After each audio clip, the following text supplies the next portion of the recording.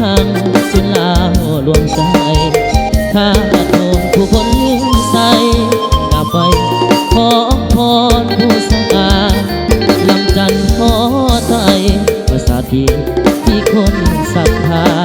ดอนแดงแดนแห่งฟ้าฟ้ากำสีจังหวะพื้นบ้านของละทาสวรรค์บ้านเฮา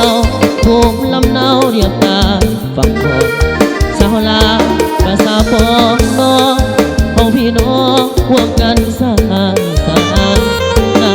ำใจไม่ดีพวกเพื่ออารีแขกไปไทยบ้านนับวันยิ่งเจริญก้าวหน้าทรงคำลือสานครไก่สอ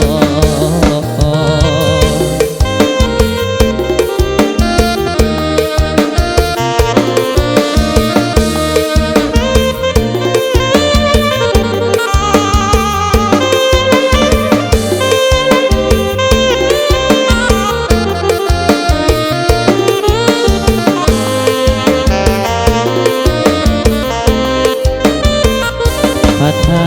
กินคันมีมนต์ขังส่วนลาวหลวงใจข้าโกรธผู้คนเลื่อมใสกลับไป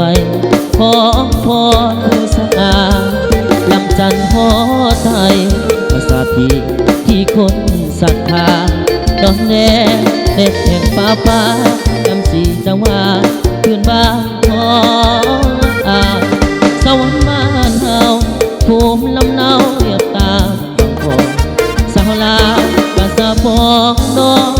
เอาพี่น้องร่วมกันสร้างสรรค์น้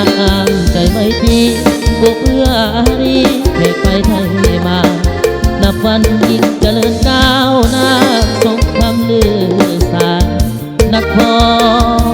ร